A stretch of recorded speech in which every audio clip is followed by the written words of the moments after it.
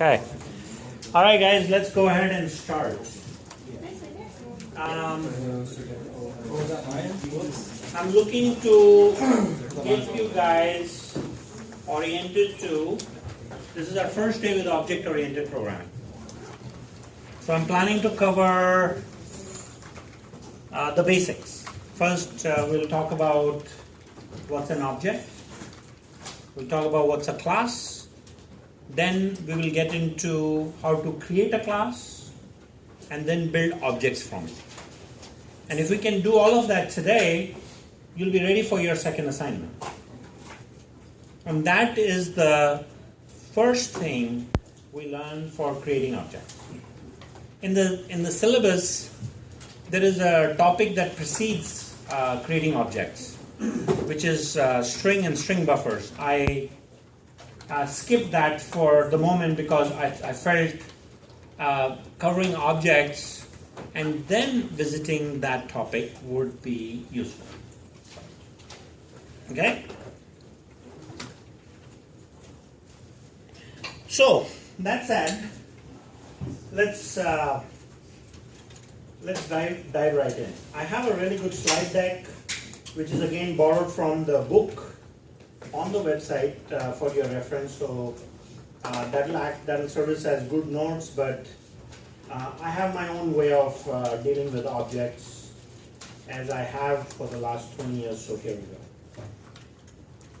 So object-oriented programming. So the first thing is, we are born with OOP in our mind. We are born with it, we can just say that. Why do I say that? Because we live in the world of objects, right? And we are trained, geared to think like objects. In fact, if you think about structured programming, you have to essentially unlearn object-oriented programming to learn structured programming, as you will see in a little bit.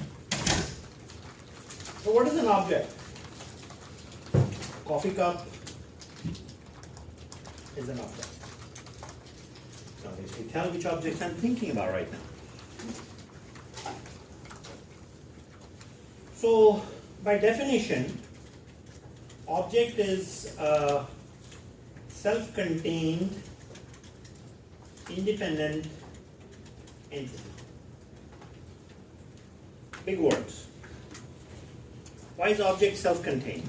Because if an object is well designed, it contains everything it needs to exist. Is that different than independent? What's the difference between self-contained and independent? Independent doesn't rely on anything else. And self-contained means it has everything else it needs to exist. Is it different or is it the same? See, it is different. Isn't self-contained kind of dependent on what it has and independent needed? So let's look at an example. Independent needs coffee, and the cup is independent. You need to act on it, right? Aha. We're starting to look at examples and describe self-contained and independent.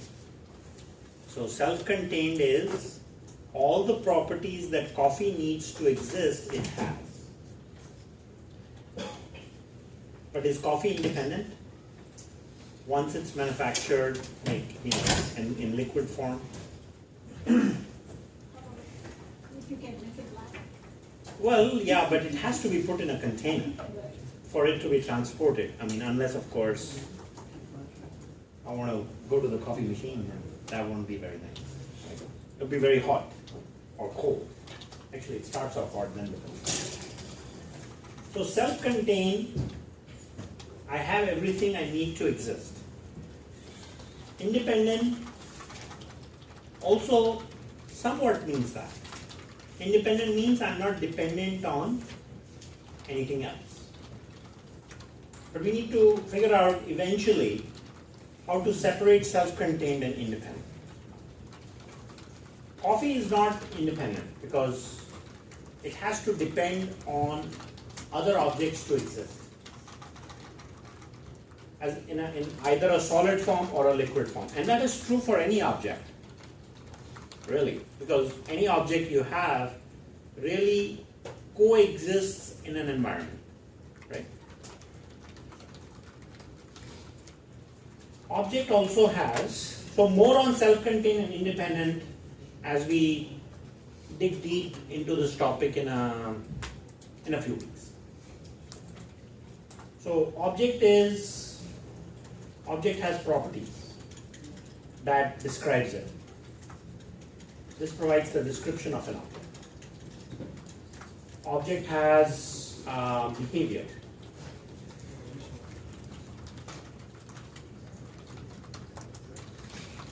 The behavior of an object is generally described by expected outcomes. Like coffee has an outcome, or coffee has a behavior, which is it will wake up human objects when necessary, once consumed, right? Sorry? And it tastes delicious. And it is delicious. So these are all the elements or expected outcomes of the coffee object. Now, behavior is determined by some methods. How's that? So behavior is programmed. There is no object in the world where the behavior has not been programmed. Even the human behavior is programmed.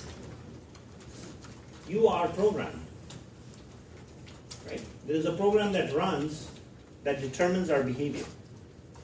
It's a very complex program. I don't care to decipher that in Java. It would be very hard, right? But there are a set of methods that alter the values, one or more, values of properties, which becomes, and the changing values of properties is the expected outcome. I mean, this is more a programmatic definition of behavior. This happens programmatically.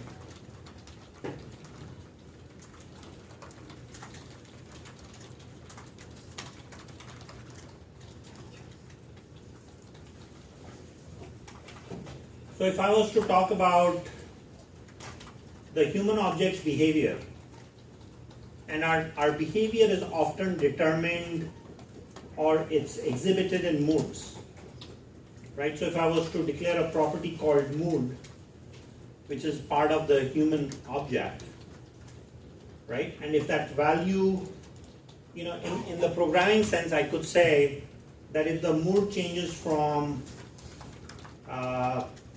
happy to excited, and these are of course strings, that is the human behavior. The fact that the value of the mood property changed from happy to excited, right, is determining an outcome. It's determining the behavior of an object. Okay? How am I doing with the definition so far? Any questions?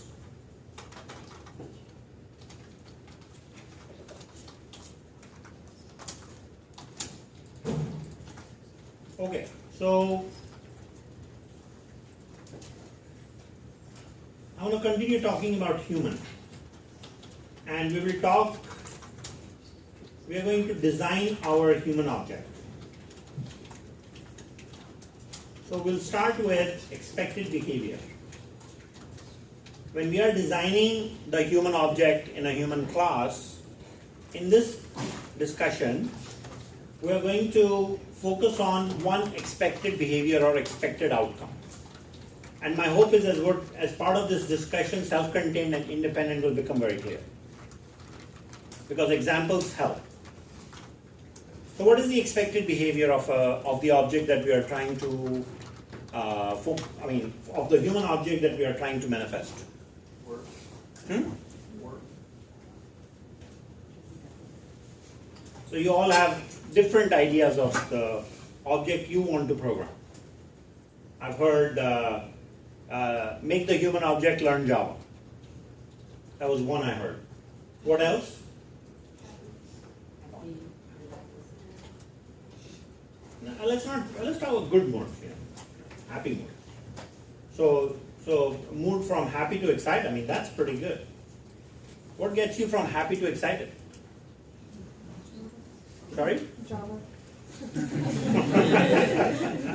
Well said. No, come on, in reality. Huh? Of course. No, I mean, real excitement. When the code runs. Confirmation. Christmas. Huh? When the code runs. Exercise. When the code runs. You've learned Java, that's great, but the fact that you've learned a bunch of constructs and you applied them and you're not getting any compiler errors and the homework is done, I'm excited. There's a process, there's a lot of work that is involved in writing a very large Java program. Let's say you have a release of a software that's going to make the company millions of dollars and you're the mommy of that product. You created that product. Oh man, that's exciting. I mean, the person that wrote Gmail, and if Gmail is all written in Java, their day of excitement. Right? Okay. So mood goes from happy to excited. That's the object we are trying to design. That's the expected behavior. So again, maybe I'll use the same example. Right? I'll use the same example.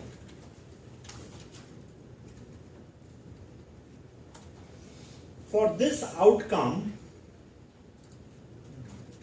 I've got a property that is declared, which is mood. And then there is a method that needs to be written that alters the value from X to Y. And I have to program the method that talks about that a piece of software was written that has been released to the market that led to the outcome of happy to excited. Right? So let's call that method get excited. There you go. We've got a method. Right? What I'm covering is how to design objects. You design you think of the expected outcome. That's the first part. You think of the expected outcome. Then you come up with properties for describing the outcome. And then you write methods to enable those outcomes. So if I can mention this design process in slow motion, think of object behavior, desired object behavior, then define properties to document the behavior, then write methods to set the value of properties for enabling the behavior.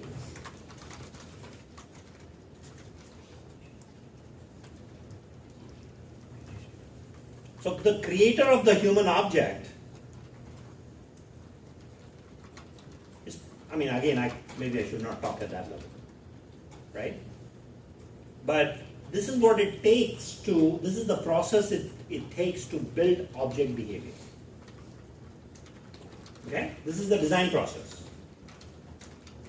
So There is actually a more formal process that's called CRC, which I will go over in this course after the midterm, after all the fundamentals or atoms of object-oriented programming have been covered.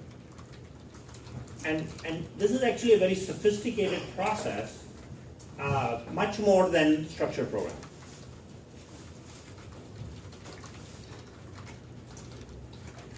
So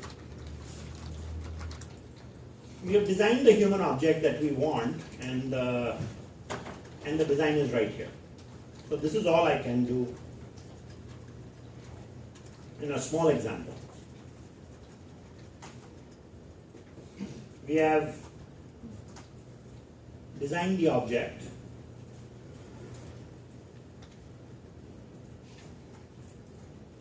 And now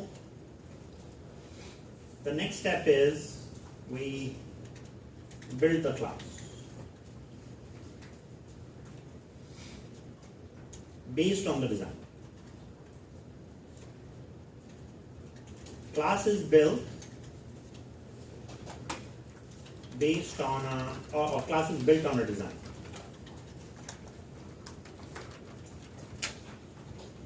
So we know design means we know what properties it might have, what method signatures.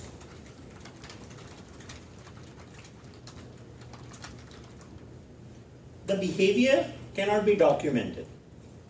Behavior manifests as a result of calling methods.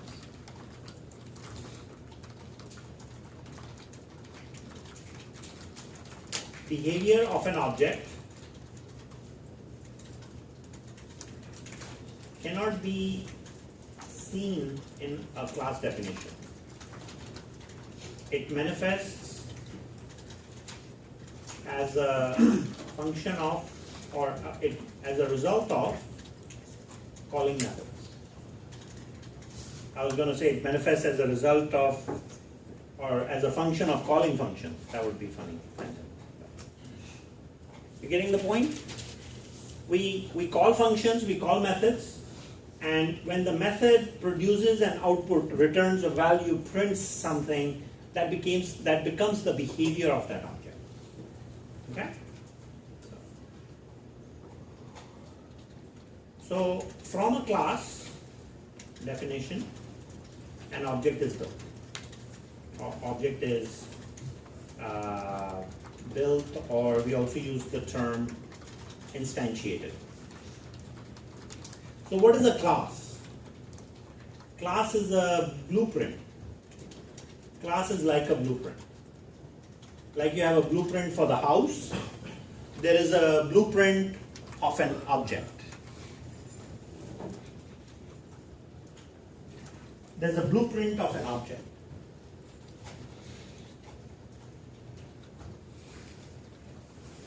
If you have one blueprint, can you make multiple homes from it?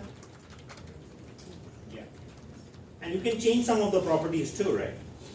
I mean, you can have a red color home. Oh gosh, what would it be like living in that? But, or you could have a pastel blue or purple. Exact same configuration, but the values of the color for each instance or object is different. So that's what these home builders do, right? They make the blueprint, they instantiate 4 of them so you can see a sample, right? And then what happens is you go in and you buy, and they build a new instance of the home for you. And they say, okay, there it is. And sometimes they'll even give you the copy of the blueprint and say, you can have it. But some home builders don't do that. They say it's our secret. Well, I live in the house. They say you have to go into the city to get the blueprint. So, public class human. Public means global. Public means global. Can access it from anywhere. You know about global variables, right? other programming languages, or in the last quarter when you learned Intro to Java, I said don't use any public variables or global variables. Why? Because you can access it from anywhere, you can change the value at any time, and you can create these stealth bugs. And that's an issue. Please. But if you have like very small like snippets of code or something that, like let's say not like a lengthy or extensive program, and they all use like let's say one array, then it would be helpful to use a global variable array. No. No. We never use global variables.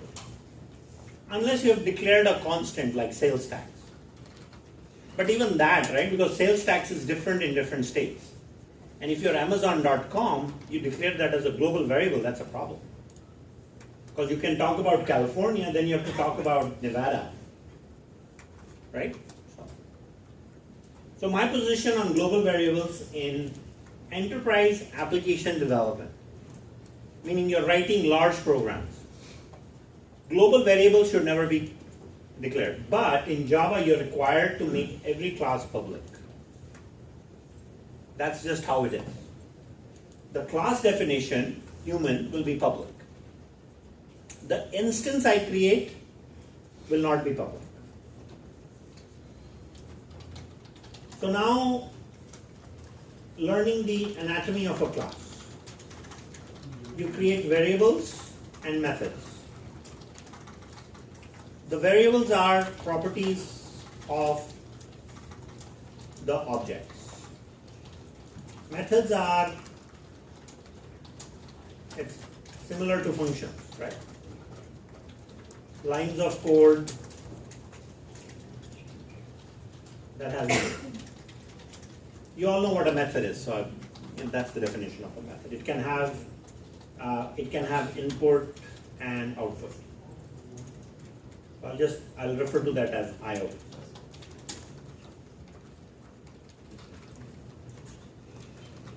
I also have constructors. These are special methods.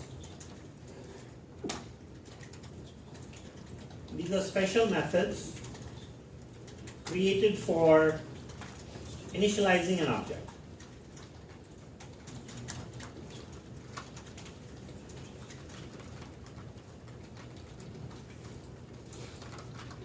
So for the sake of your notes, I'm going to put a bunch of things in the bottom, but I'll keep writing the code in the class, right? So, and then when you're reading these notes later on, you can refer to the notes as needed.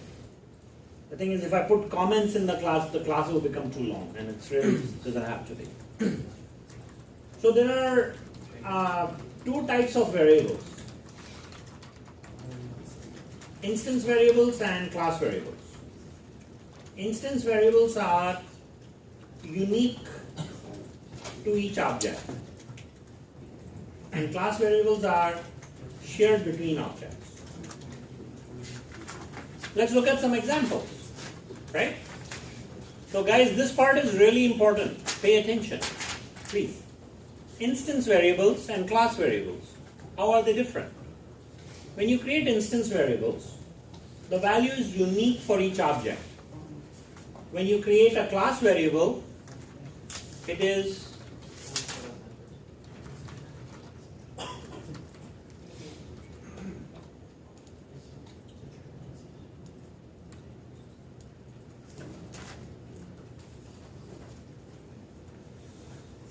May I continue? Yeah. Okay. Instance variables are unique to an object. Class variables are shared between objects. What's an example of an instance variable in this room? There are 30 plus instances of human objects in this class. What values are unique to each one of you?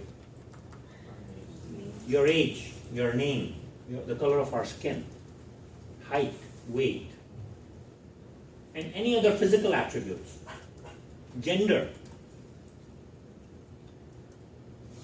These are all instance variables, right?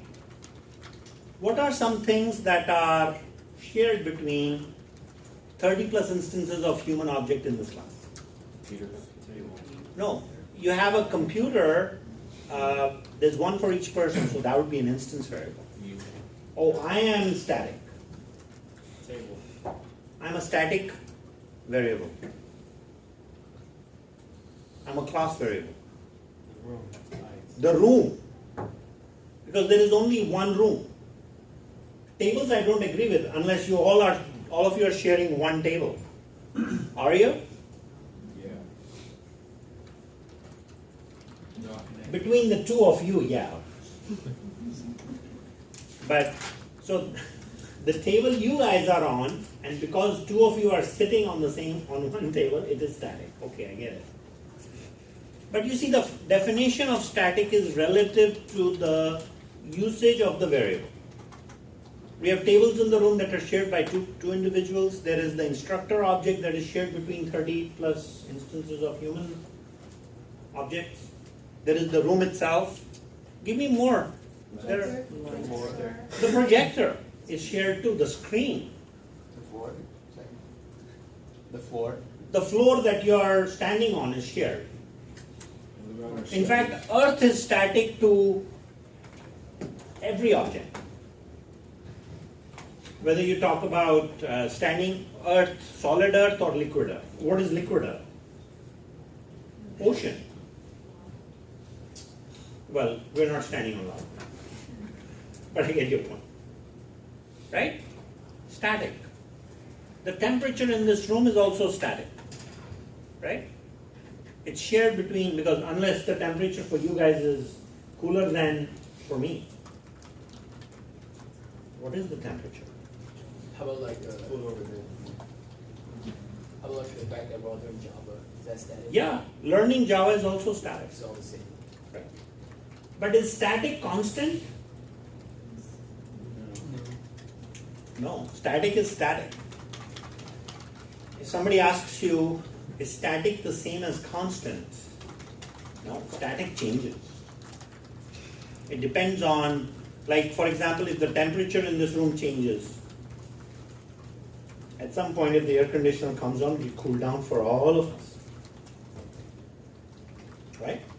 Static value will change for all of us.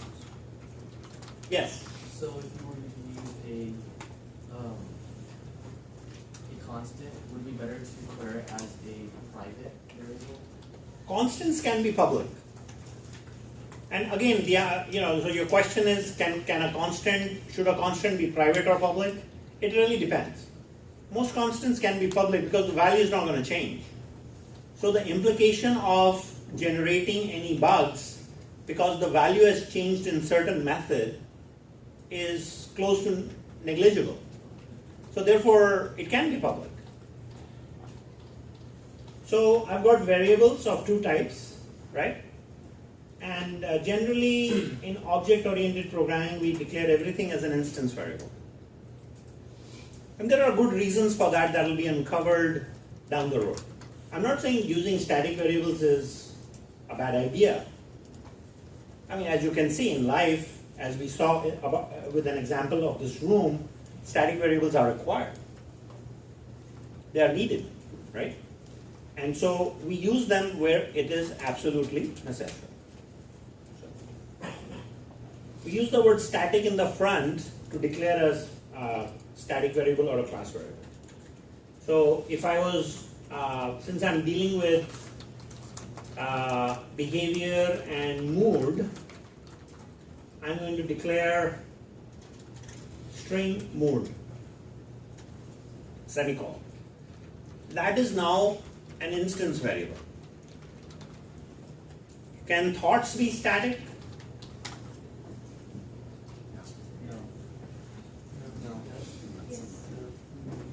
All right, give me an example. No, you guys can have same thoughts. That's fine, but that doesn't mean thoughts are static. I mean, if let's say I'm thinking of going to the beach, and one other person in the room is also thinking about going to the beach, that does not make thoughts static. There is a string declared called thoughts, and the value in your head is what? Go to the beach. Same thing for me, but there's a separate memory that is allocated for each of those. right? That's what makes an instance variable an instance variable, because it's unique to the object, and maybe I should clarify which is unique memory for each object. When it's shared, it's only declared once. It's only declared once. At the time the class is loaded. I can't say start of the program because it is not critical for a class to be loaded at the start of the program. One class might be loaded, but others might be loaded later. Please. Just to clarify, when you said a dot is not static, because the static method is the memory address is the same Yes. for static method, and each person has a different memory. Yes. So if it would be static if your brains were in the same place. Very good. Yes. Memory address is same, and when memory address is unique means it's different. That helps clarify usage of instance variables and static variables, and I'm hopeful that you can reflect on the examples we just talked about. One of the biggest challenges for object-oriented designers is deciding which variable to make instance and which one to make static. It's a safer bet to make everything an instance variable. Even the temperature in the room, even though it's static, right? And if I make that an instance variable and I have to declare 30 unique ints or floats to save, I'm wasting memory. That is okay. That is better to do than declare something static, and if there is an unwanted change in the static variable that impacts the logic, then that becomes a stealth issue, just like public variables. So I'm not saying static variables are bad, but there is still that issue like there is for public. So you guys should be now able to differentiate between public variables, instance variables, and static variables. So I have my mood string. Now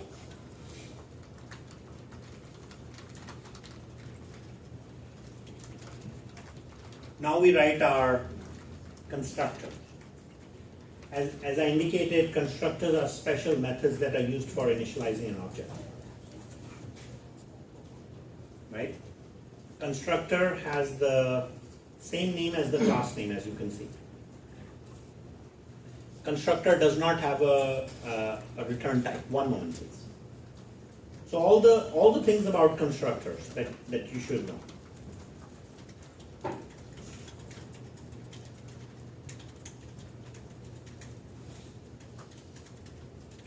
No return type defined, and it initializes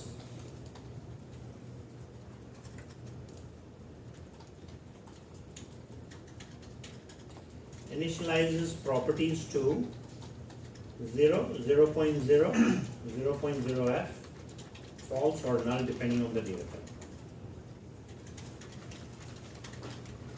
One of the things about the Java language, folks, is this capability where if you declare 100 instance variables, this only applies to constructors, apply to instance variables only. If you declare 100 instance variables with this one line of code,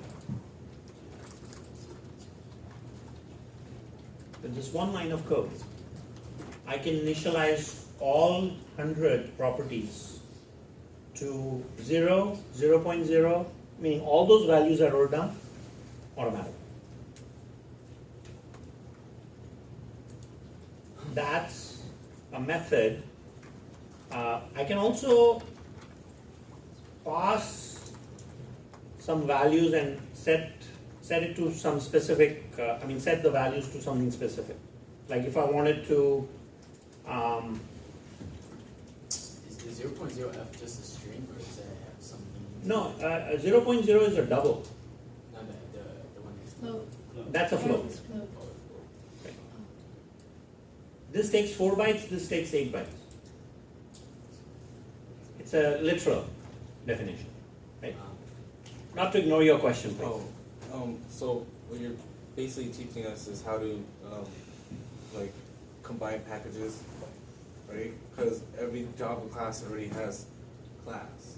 Because like compared to C++, not a main, they're all classes, Mhm. right? So you're trying to teach us how to inheritance. Not yet. Is that it? Today I'm just talking about building your own types. Class. That class is creating a custom data type. So to compare it to other things that you may have learned, there's a notion of structs. Yeah. Right? Structures, yeah. So we are creating a very sexy Just more struct. structures. Okay. See, struct is only a set of properties, Yeah. right? We have got properties and methods, and then there's the behavior. Yeah. So that's why I said, this is a lot better than structs. So we are creating a custom data type.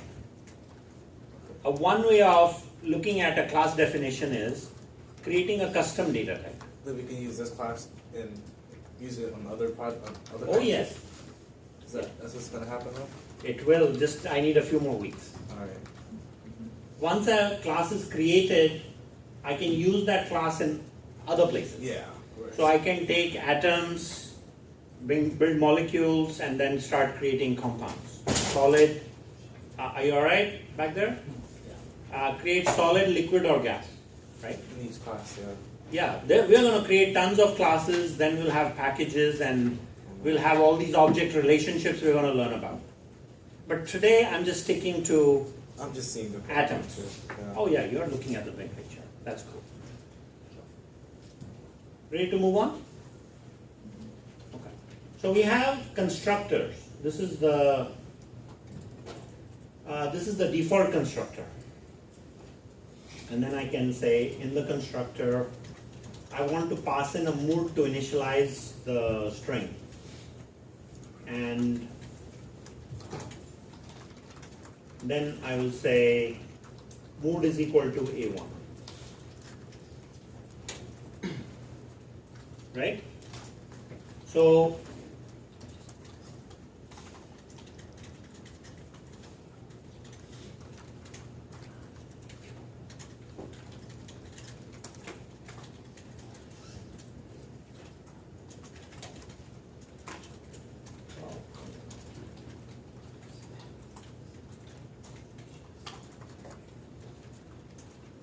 So we're going to instantiate a human, instance of the human class. So human Bob is equal to new human. Right? That's how an object is built. So human is this. Let's explain the left side of that.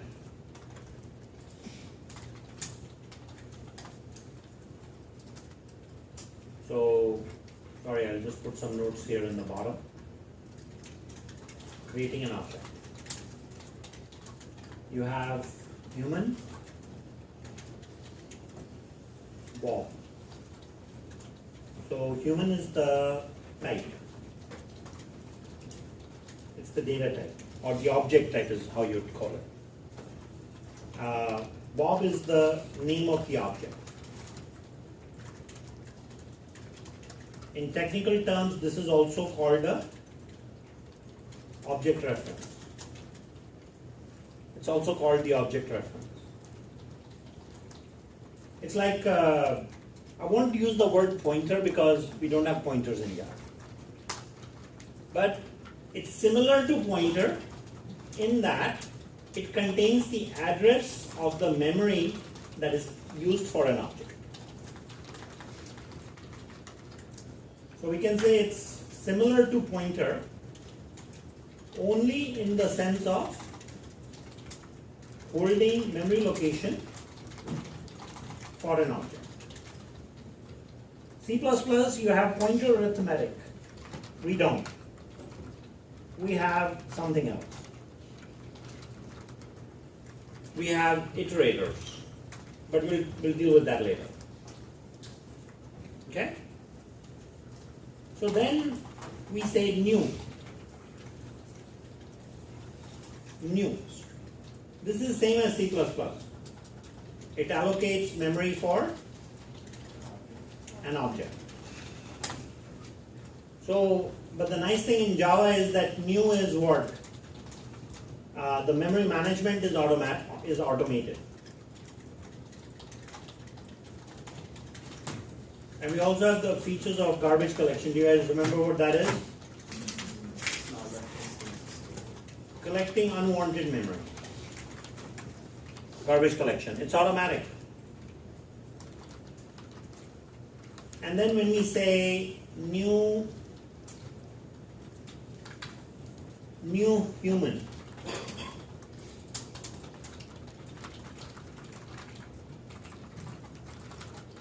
so when we add new human,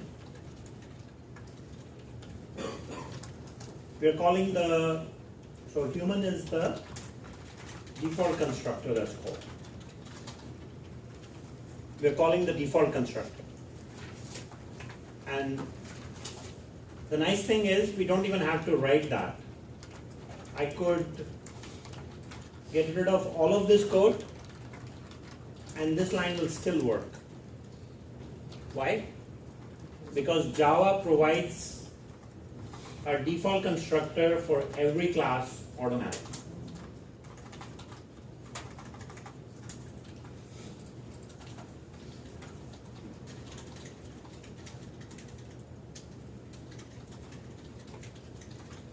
So that's why they say you don't have to worry about initializing instance variables in Java. Why? Because the language takes care of it for you automatically. That's a luxury. And oftentimes you create classes with tens of properties. So this creates an object of type human. So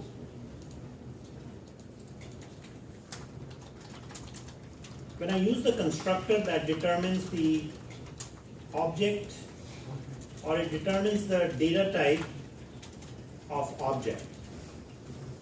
And when I say human Bob, that determines the data type of reference. So I want you guys to please get used to this fact that there is a data type or object type for reference and also for object. The object is created using the right hand side of the expression. This is the object part and this is the reference part. Okay? You'll get used to this lingo, as we go through multiple things. But today, as we are starting off, the reference type and object type. So these terms will manifest to this terminology. Again, this is not like legal Java language that's declared public in the Java world. This is something I'm using to help describe reference type and object type. So today these are the same.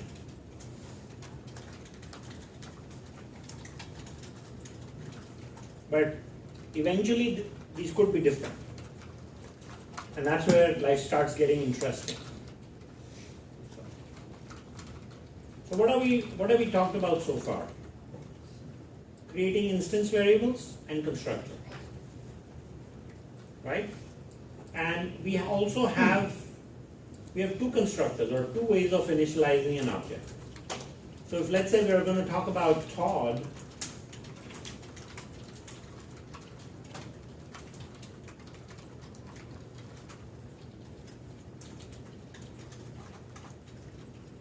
so if Todd has a bunch of questions and that's the mood, Todd's mood will be what?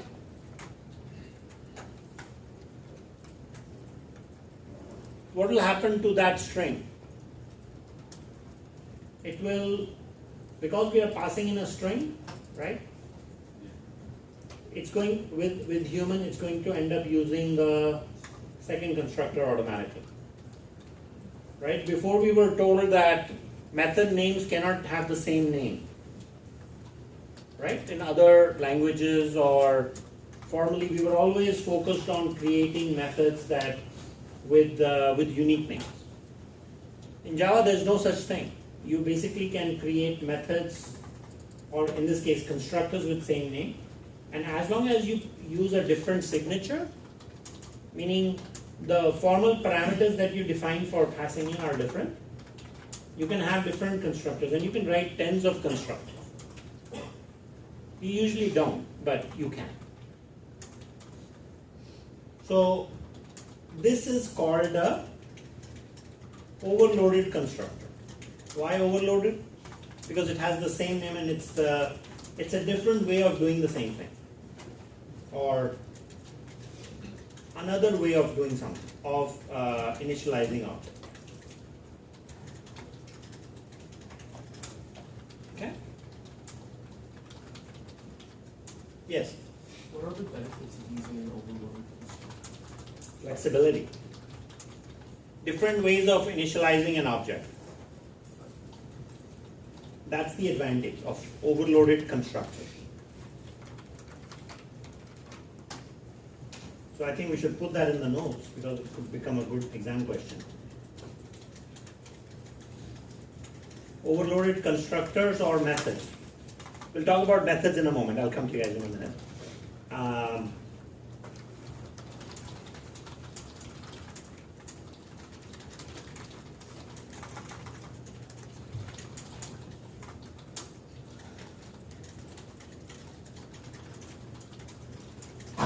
We also call this polymorphism. Have you heard the word polymorphism? Yes. Many forms. One word, many forms. How do we... Okay, so benefits of using overloaded constructors is polymorphism. Many forms. One word, many forms. One word can have different implementations. Just like in the English language, we were saying the word breathe could mean different things to different people. The velocity at which or the breathing rate, if I could say. We'll forget the word velocity. Velocity is also polymorphic. Velocity of learning, velocity of the car, velocity of the rocket, polymorphism. So we implement polymorphism with constructors or methods. Methods we still have to talk about. Polymorphism with constructors is simply creating a different signature. What constitutes a different signature is either a different number of formal parameters or what? If it's same number of parameters, then the data type should be unique left to right. Okay? Does that make sense? So I can have int float as one or float int as another. There the number of formal parameters is the same, but the type from left to right is different. So if I have the exact same like int as formal parameter in one constructor and another, that will generate a compiler. So next we talk about creating methods. So in the class definition, we have the property, and we also have the method that we need to author, which is getExcited. So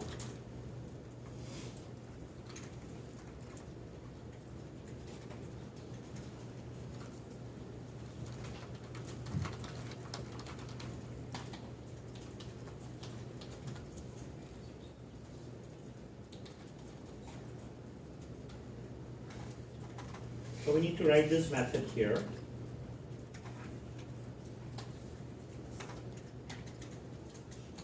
This method won't return anything. The method is called getExcited. And what we're going to write in this method is basically something that will change the mood from A to B. So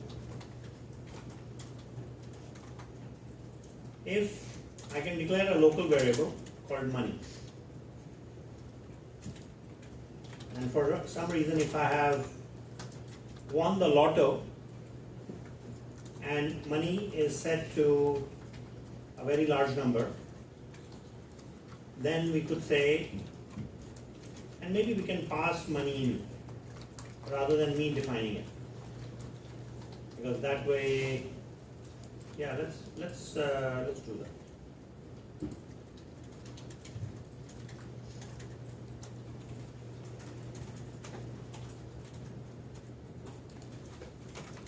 So if definition of excitement here is if money is greater than some very large value, then mood is equal to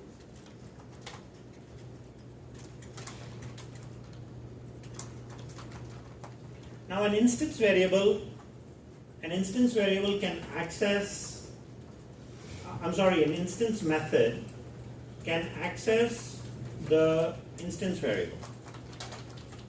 The variable is available or can be used in the entire class, right?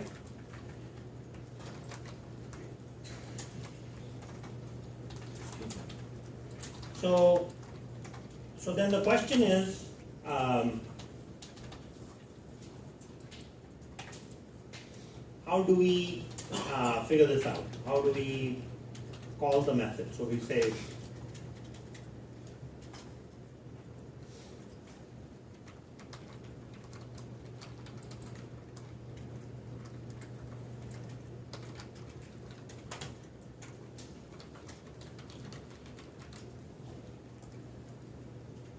and it will be worth printing out the value, right?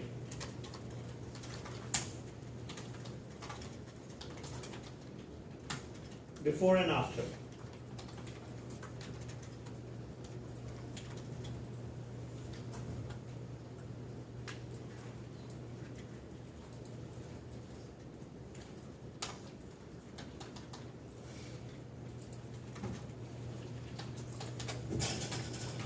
So this is a call to an instance method. Like instance variable, an instance method can only be called with the name of the object.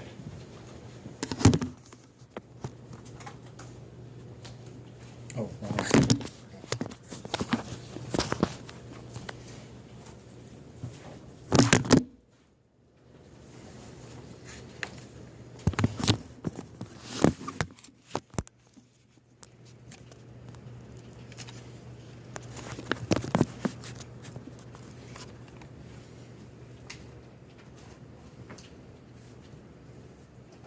I'll have to edit that out.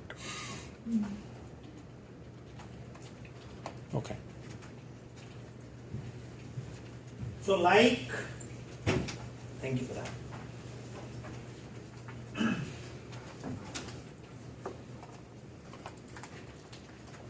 So I am able to access the instance variable by using the name of the object, right? So for me to call this instance method, I have to use the name of the object again, right? So what happens is when the object is instantiated, the value of mood is what here? Happy. And that's what will be printed out. Then we call the instance method getExcited, and we pass in a value greater than what is required in this condition. So the mood changes to excited, and that's what is printed out here. So sum total of these 4 statements show the object behavior. And I realize the method is not very sophisticated, but it's there at least, right? It's not a very sophisticated method, but it's there. So what we have covered so far, folks, is instance variables, constructors, and instance methods. It'll be worth creating a static variable that's called room temperature, just because that was something we had discussed earlier.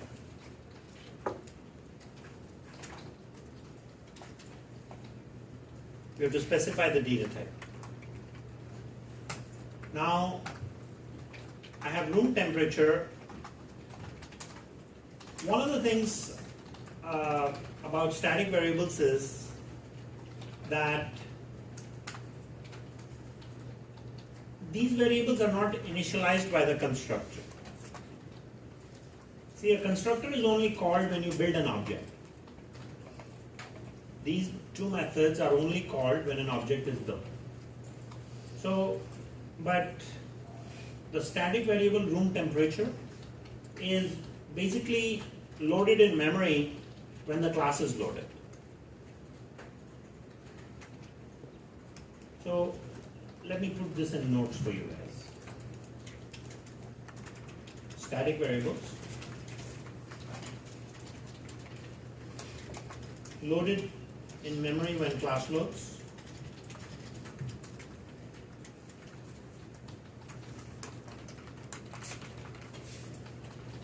Not initialized with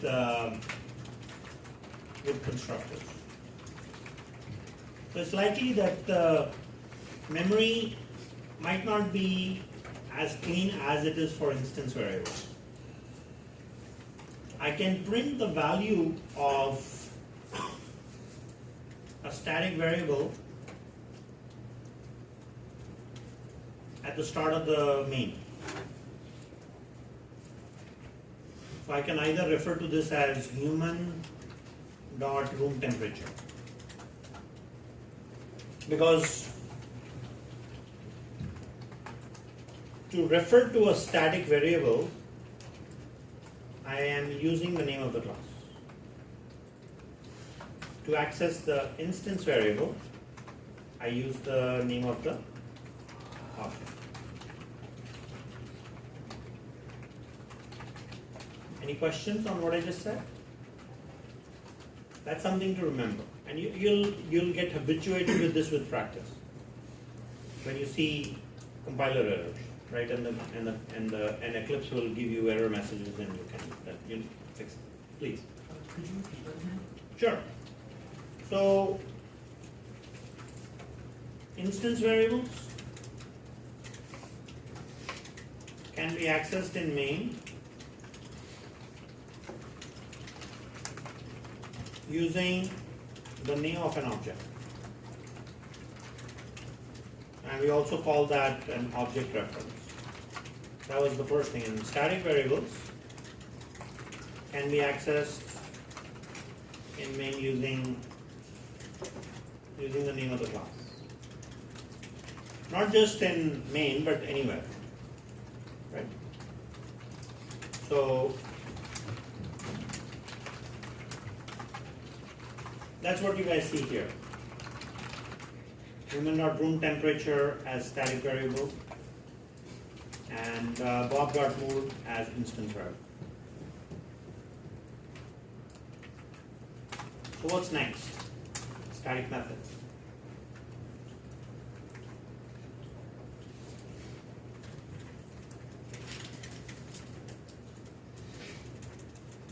So we have static void, change room temperature, and maybe the temperature is passed to this, and then I say what? Room temperature is equal to temperature.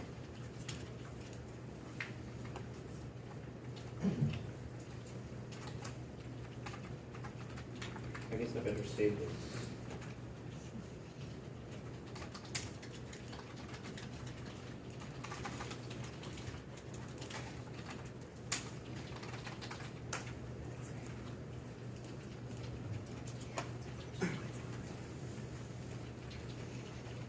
right? So how do I call the static method? Again, I use the name of the class. Since you changed it. So I can say human dot change room temp and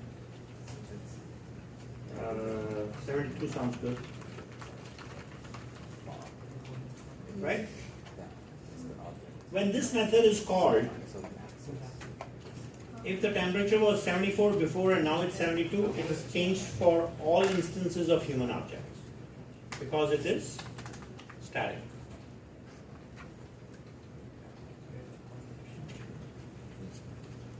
You guys want to spend some time thinking about this, please.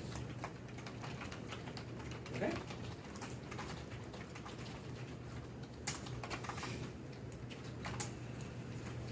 I think this is also a good time where I draw you guys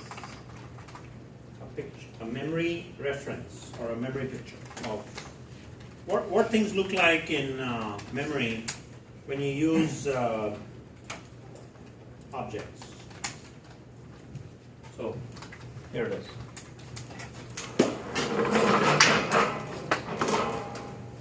Somebody has given me a start already.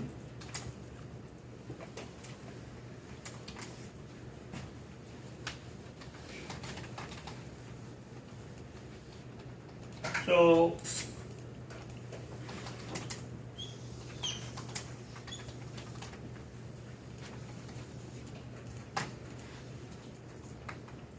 let's assume this little rectangle represents main, right? This is main.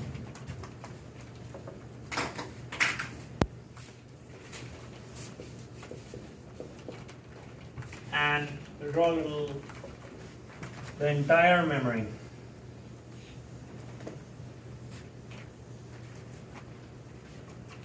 So there will be a small area. We'll refer to that as static memory area. This is where all the class information is loaded. We can have class information, all the static variables are loaded. We start the program, the main starts, right? And whatever will happen in main will be added in this little box. And then there is a static memory area, because when the class is loaded, all the bytecodes associated with the class have to go somewhere. And there's a process, there's a static memory area, all the class information gets loaded there. And any static variables you declare also get loaded. So the room temperature variable will live here. Then we have the rest of the memory, which is the heap. So let's say you start creating objects. Bob, Todd. This is the object reference, this is the object. If you declare any instance variables, so in case of the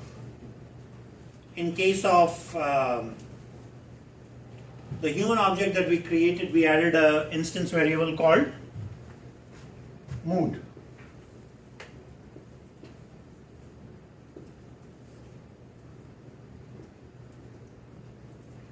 A separate location is declared for Bob, another for Todd.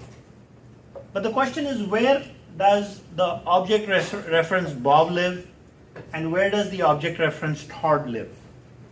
It's not correctly represented in the picture right now. It's on a heap. Hmm? It's on a heap.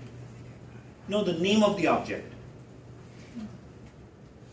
The way we wrote the code, we added it in main, right? Didn't you dynamically allocate it? We did. We said in main human Bob, equals new human. Great. But does that mean then Bob becomes a local variable in main? In terms of object. Yeah, it's an object, but is it a local object in main? Yes. Is Bob accessible outside of main? No. No. So it's a local object in main or a local variable, right? So Bob doesn't live here somewhere on the heap. Bob is here. And then the memory is allocated on the heap. Right? And each object that is created, when the object is instantiated, it will have a placeholder for instance variables. And then there is also the rest of the memory, which is class information. Because Java objects contain class information. So if another object is created, that's right here. That would be Todd.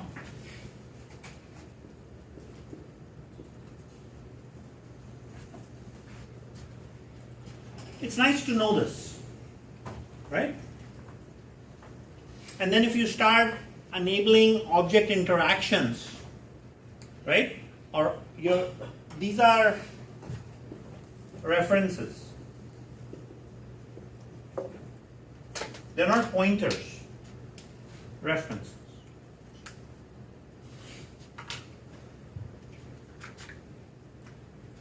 Any questions on this? Okay, let me proceed and so far we have talked about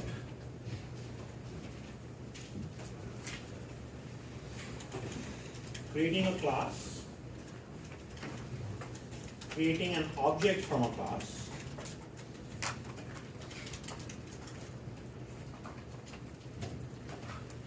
and the class anatomy. It contains instance variables, static variables, constructors, instance methods, and static methods. From a coding perspective,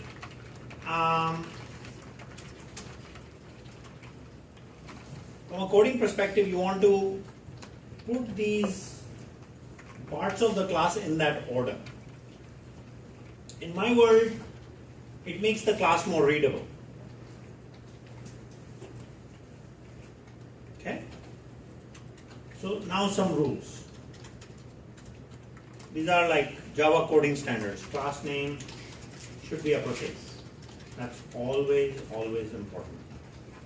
One class per Java file. Name of the class is the same as the name of the file. It should never be different. You already know that.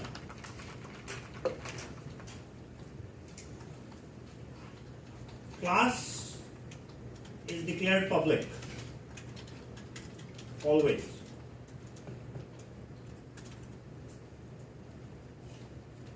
And we will introduce this as a coding standard from the very beginning because it's a good habit. Variables, instance or static,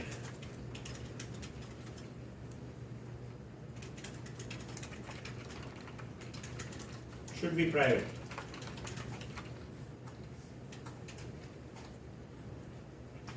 So I'm going to go back here,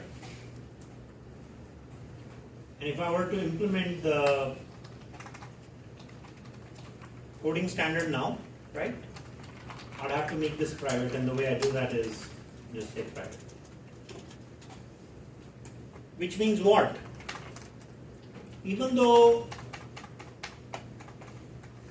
bob.mood will compile still because main is in the same class as human. I should not really use bob.mood like this anymore. Right? We should always use a method. That's important. So, access methods should be written for making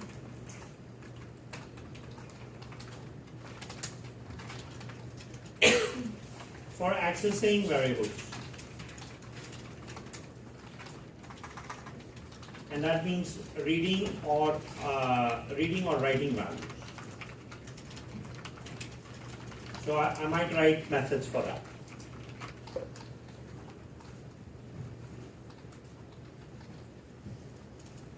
So maybe we should run Eclipse and try this out. Because we haven't, you all have used Eclipse. And I'll also show you some tricks in Eclipse that will make your life easy. It's called autocode generation.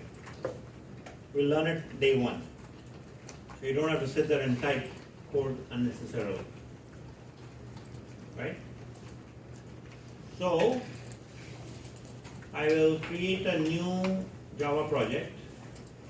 Is there one called human already? No. Okay, so we'll call the project human, lowercase.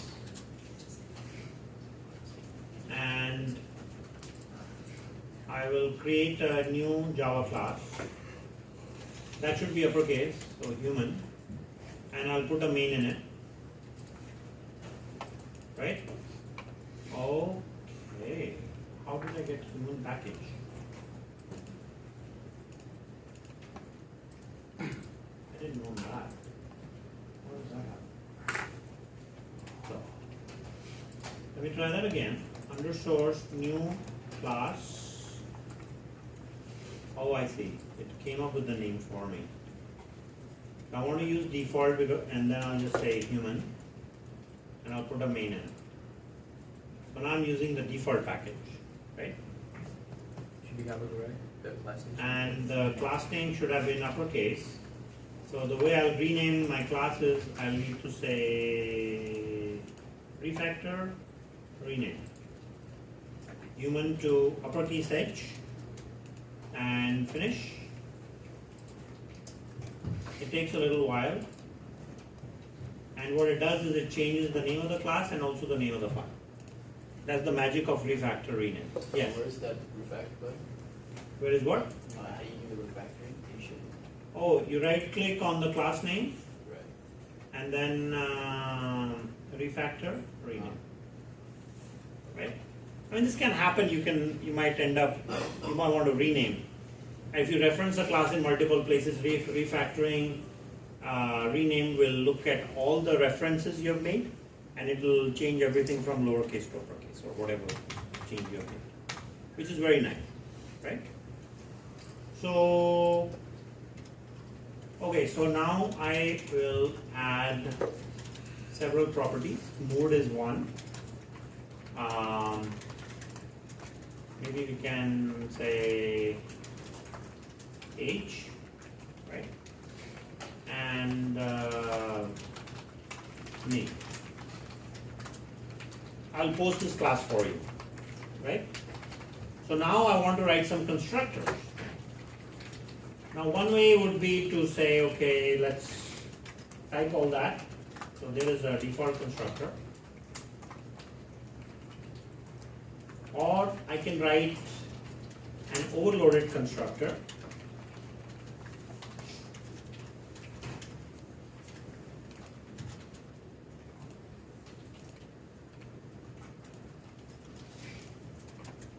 Okay, I'll introduce this operator later, so we'll call it mood 1.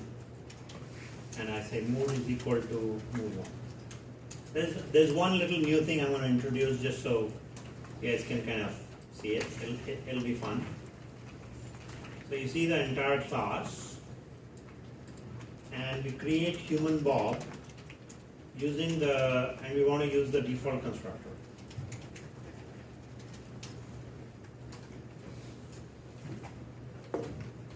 Why is that throwing an error?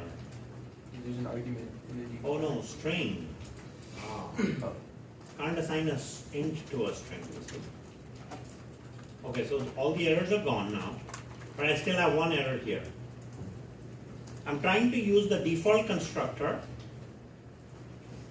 but didn't I say it was available by the language? No, Did not it- for strings. Did I lie? No, I didn't. Right? Let me comment this out. Let's get rid of this. Now it works. Right? The moment I start writing my own constructor, it starts complaining. Now it works, now it doesn't. Why is that? Because you're the one constructor you create overrides the constructor created for every class that's empty. Yeah. So it turns out that if you end up writing your own constructor, the default constructor is turned off. So it's a good coding practice to always put a default constructor in every class. So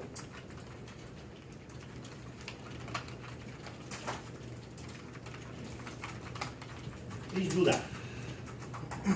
This way the code will always compile. And this also makes a good I'm sorry. This also makes a good exam question. Right? Working with default constructors.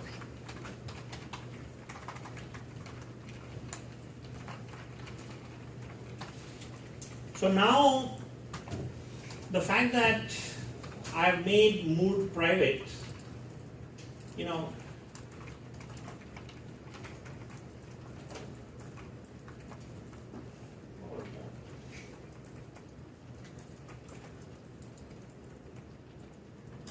that is something else. So,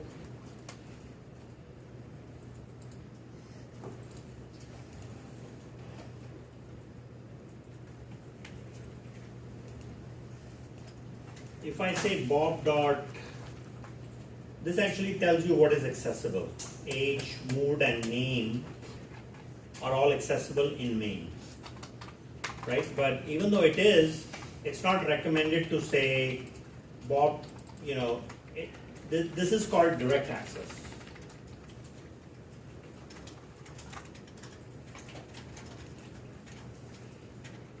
This is not allowed. Instead, what we should do is say something like bob.setMood,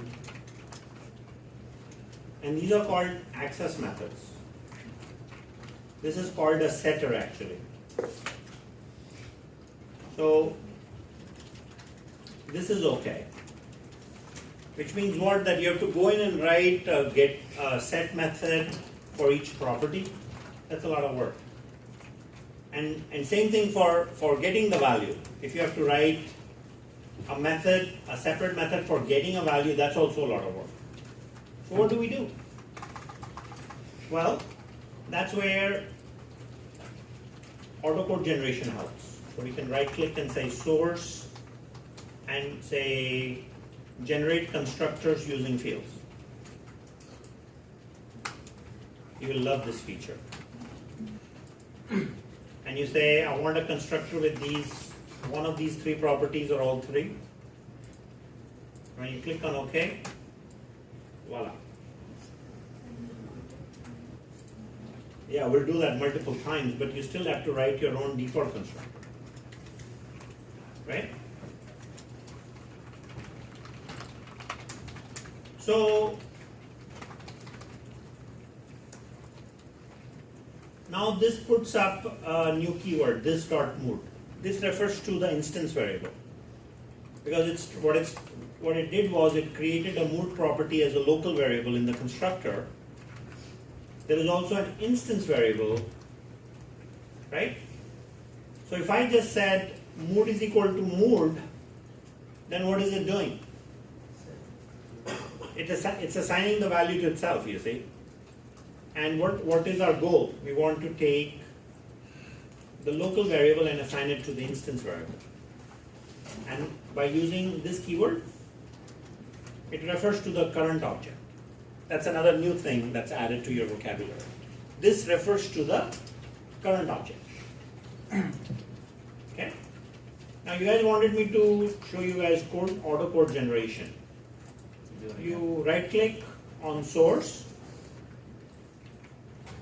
You can write it down if you want, And then under source there is this capability of generating all different kinds of things. Don't overuse it, okay?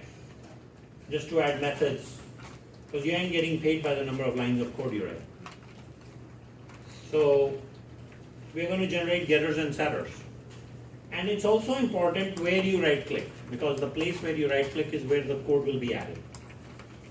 And that way, so the request is to put, variables, constructors, and then methods. So, and it's a good idea to leave, I treat each method like a paragraph, so I leave a line in between each constructor. And you'll also see autocode generation does that. So right click, source, generate getter setters. Getter means read a value, setter means write a value. And it lays out the methods it will end up writing. You can simply select those and then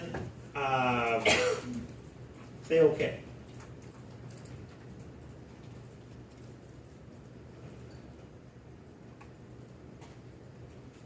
And I have my methods. You see, we should not spend time writing things that can be auto-generated. We want high productivity in writing code, because there are a lot of sophisticated things that need to be done for different projects. Like for example, if you're writing a compute grade application, if you're dealing with creating objects and getter setters, you can auto-generate those, and you can focus on what? Computing the grade, reading the values from a text file, and then figuring out what's an A, B, C, or D. So this is a productivity tool. And now you see, because set mode is written, it's there, right? Now it's not giving any compiler error. And these methods can be public. And for today, we will just talk about private and public. You can, I think, go off and work on part 1 of assignment 2. We have covered enough today for you guys to do that. And for the assignment, you need to draw a little class diagram as well. And I'll probably spend time on that next time we'll talk about that. So, that's all for today. Have fun. Working with classes, I'll post these notes on Piazza for you. And I'll see you all next time. The first one?